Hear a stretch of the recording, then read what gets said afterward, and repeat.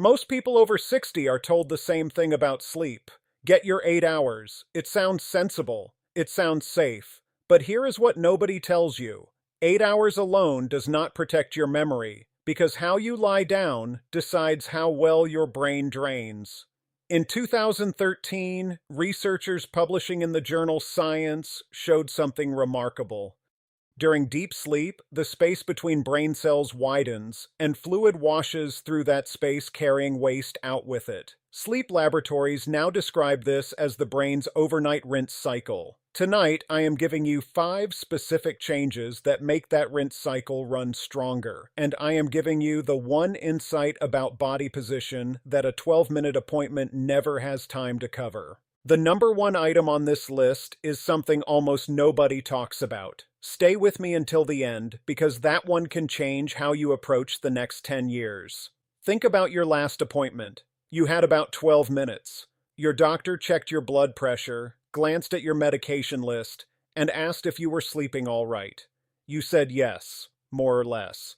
Nobody asked which side you wake up on. Nobody asked what temperature your bedroom holds at 3 in the morning. I am not here to sell you a supplement or scare you into a course. This channel exists to give you the science a 12-minute appointment never has time to cover. There is no product at the end of this video. There is only a list you can act on tonight, for free. This matters because brain waste clearance is not really about living longer. It is about staying the person who manages her own pills, drives to her own appointments, and remembers her grandson's name without a pause. That independence is built at night, not in the morning. So tell me in the comments your age and which side you wake up on. I read those, and they tell me exactly who this list is reaching. Here is the one mechanism behind everything on this list. Your brain has no lymph vessels of the kind that drain your legs and your arms. Instead, spinal fluid is pushed along the outside of your brain's blood vessels, forced through the tissue, and carried away with the waste it collects.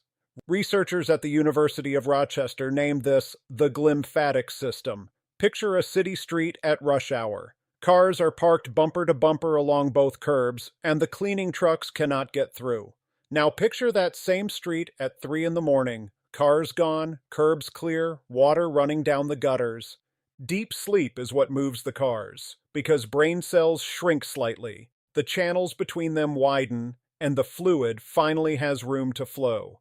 Please do not skip this section. It is the key to everything that follows. If this is already making sense to you, tap the like button so more seniors can find it. Every tap puts this in front of somebody's mother. Number 5 on the list is the 65-degree bedroom. Not 72, and not whatever the thermostat has been sitting on since spring. Deep sleep does not begin until your core temperature falls. Your body cannot drop that core temperature in a warm room because it sheds heat through your skin into the air around you. Think of a hot pan on a stove. Move it to a cool counter and it cools fast.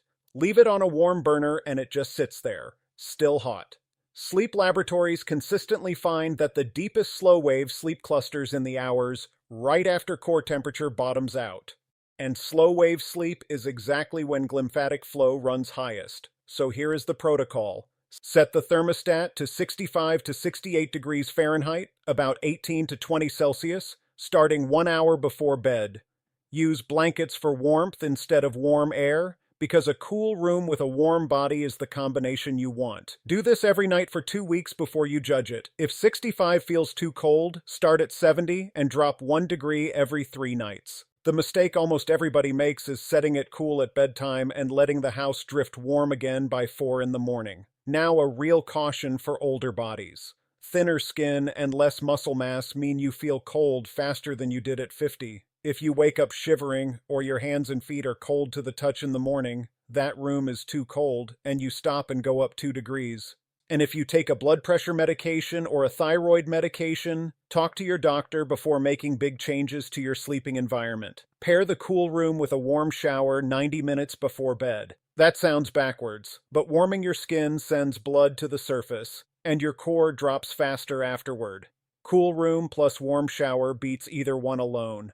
But there is a limit to what temperature can do. If something in your bloodstream is chemically flattening your deep sleep, a cold room will not rescue it. That is number 4. Number 4 is the evening nightcap, and specifically when you finish it. Not whether you drink. When. Alcohol is a sedative, so it makes you fall asleep faster. That is exactly why it fools people. But as your body clears it, usually 3 to 5 hours later, it produces a rebound, and your sleep turns shallow and broken for the rest of the night. Think of a fire you smother with a wet blanket. It goes quiet, then it flares the moment the blanket burns through. Sleep studies have shown for decades that alcohol suppresses deep sleep in the second half of the night. In animal research, heavy alcohol exposure has also been shown to reduce this cleaning function directly. Here is the protocol. Finish your last alcoholic drink at least 4 hours before your head touches the pillow. If you go to bed at 10, that glass is empty by 6. Cap it at 1 standard drink, which is 5 ounces of wine or 12 ounces of beer, not a generous pour. Do this for 14 nights in a row because one good night proves nothing. If 4 hours is not realistic yet, start at 2 hours this week and move it 30 minutes earlier each week. 2 things matter more at your age. Your liver clears alcohol more slowly after 65, so the same glass sits inside you longer than it did at 40.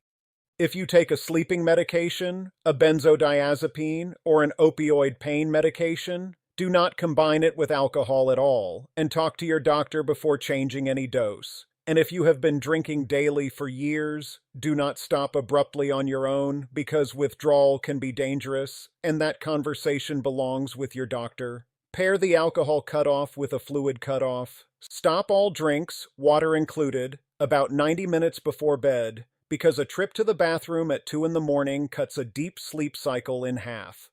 Do not reduce what you drink across the whole day, just move it earlier. Temperature and alcohol both shape how deep your sleep goes. Neither one touches when your sleep happens, and a brain that cleans at the wrong hour is a brain running its cycle half empty. That is number 3. And keep number 1 in the back of your mind, because everything you are fixing here is preparation for it. Number 3 is 10 to 20 minutes of outdoor morning light, within 1 hour of waking. Outdoor, not by the window. Deep sleep is not only about how tired you are, it is scheduled by a clock in your brain, and that clock is set by morning light landing on your eyes. After 65, the lens of the eye yellows and lets less blue light through, so the signal reaching that clock weakens every decade. Think of a church bell that once rang across the whole village. It still rings the same, but you have moved further away, so now you step outside to hear it. Circadian researchers have shown repeatedly that morning light pulls sleep timing earlier and deepens it that same night. And older adults in care settings with more daylight exposure show more consolidated night sleep. Here is the protocol. Get outside within 60 minutes of waking and stay out 10 to 20 minutes. On a bright, clear morning, 10 minutes is enough. On a gray, overcast morning, make it 20 to 30. Leave the sunglasses inside, keep your regular glasses on, and never look at the sun. Do it 7 days a week, because that clock does not know it is Saturday. If standing outside is hard, sit. A porch chair, the back step, or an open doorway all count. If you are unsteady, keep a hand on a rail or someone nearby, and if you feel lightheaded, sit down and stop for the day. And if you take a medication that makes skin sun sensitive, and some antibiotics and water pills do, ask your pharmacist first. Pair morning light with your first movement of the day. 15 minutes of walking outside gives you both in one trip, and earlier activity deepens slow-wave sleep that same night. Light plus motion is the cheapest sleep medicine there is, so your sleep is now deep enough and timed right. But a mechanical problem sits under your head every night, and it can quietly undo all 3 of these. That is number 2. Number 2 is your pillow height, measured against the gap between your ear and your shoulder, not soft or firm. Height. Lying on your side, there is a distance between the side of your head and the mattress. That distance equals the width of your shoulder. A pillow too flat lets your head sag toward the mattress. A pillow too tall pushes your head toward the ceiling. Either way, your neck stays bent all night, and everything passing through it, blood going up and fluid coming down, passes through that bend.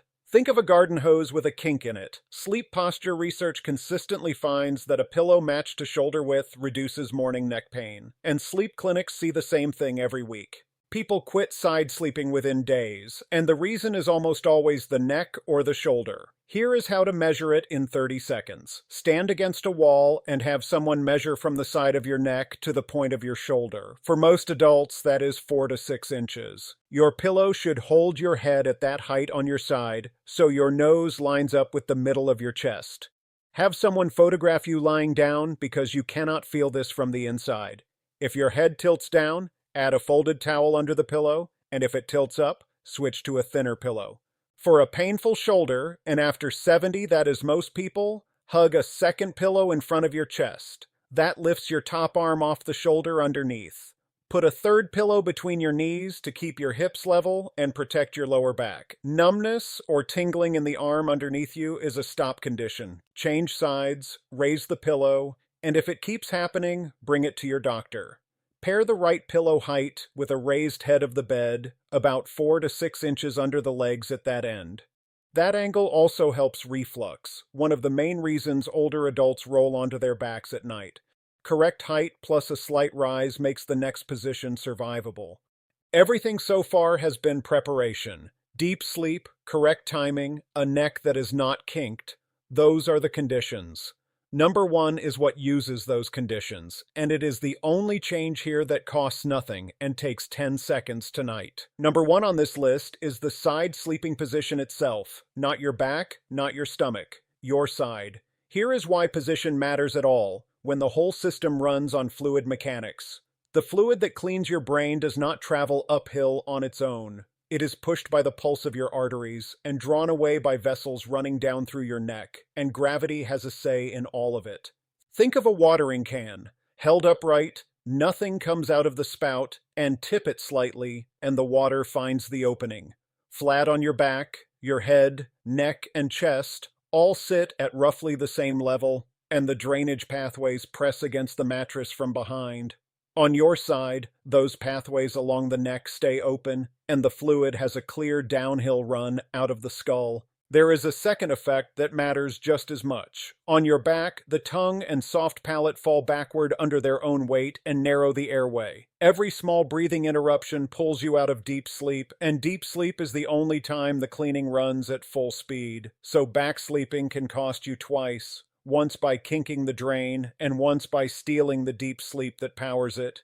In 2015, researchers at Stony Brook University published a study in the Journal of Neuroscience comparing body positions during sleep. Glymphatic transport was most efficient in the lateral position, meaning on the side, and least efficient face down. I want to be honest about what that study was. It was done in rodents, using brain imaging, and human confirmation is still being built. But the direction of it lines up with what sleep clinics already see about back sleeping and disturbed breathing. Here is the full protocol, and it takes 10 seconds to start. Tonight, turn onto your side before you turn out the light, rather than falling asleep on your back and hoping.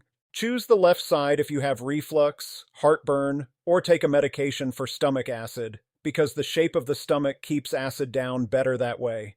Choose the right side if you have heart failure and the left feels uncomfortable, which is common and well recognized. Bend your top knee forward and rest it on a pillow so your hip does not roll you backward. Then put a pillow behind your back, right against your spine, as a wall. That wall is the whole trick, because this is not about willpower. When you roll in the night, you meet the pillow instead of the mattress. Do this every night for 3 weeks because your body has held its sleep position for decades. For the first week, expect to wake up on your back anyway. Just turn back over and go on. By week 3, most people wake where they started.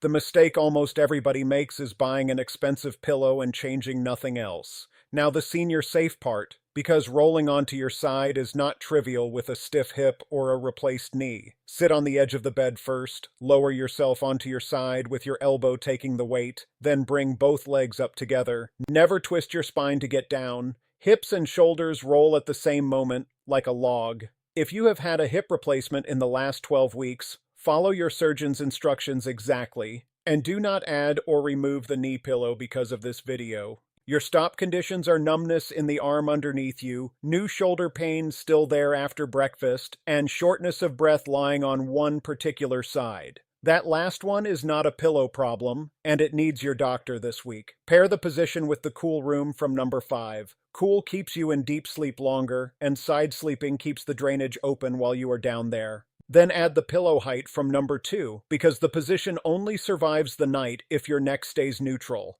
Those three together are worth more than any one of them alone.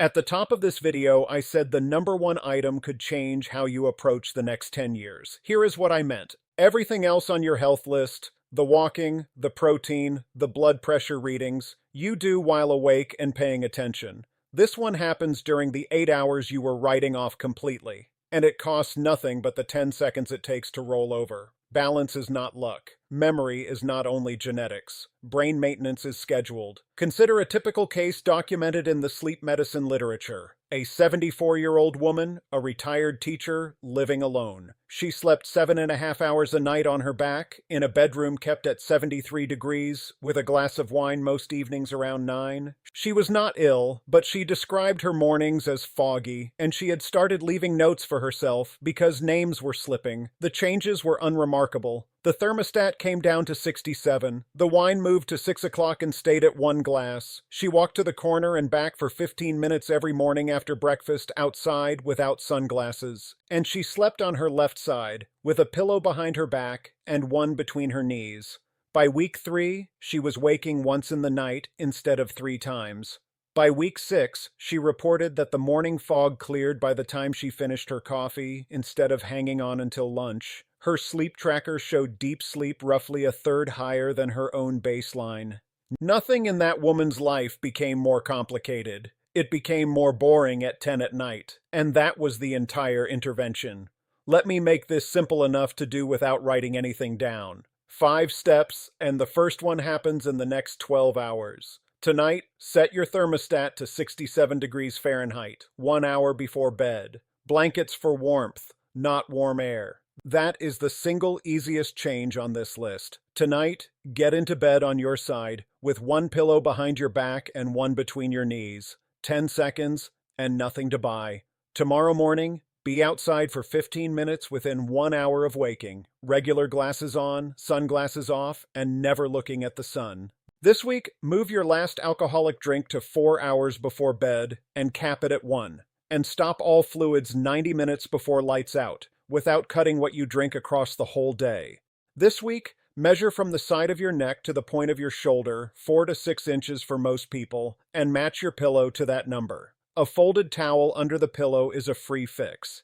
Give all 5 of these 3 weeks before you decide anything. Now think of someone in your life who sleeps flat on their back and wakes up tired anyway. A parent, a husband, a neighbor you look in on. Send them this video because they are not going to hear this in a 12-minute appointment either. And tell me in the comments which of these you are starting tonight. Your answers decide exactly what I cover next. If this is the kind of thing you want more of, subscribe to this channel. It exists for one reason: to give you the science a 12-minute appointment never has time to cover. This video is education, not a diagnosis. Your own doctor knows your history, so bring this list to your next appointment. I'm Kenji Vance. Don't forget to subscribe and live longer.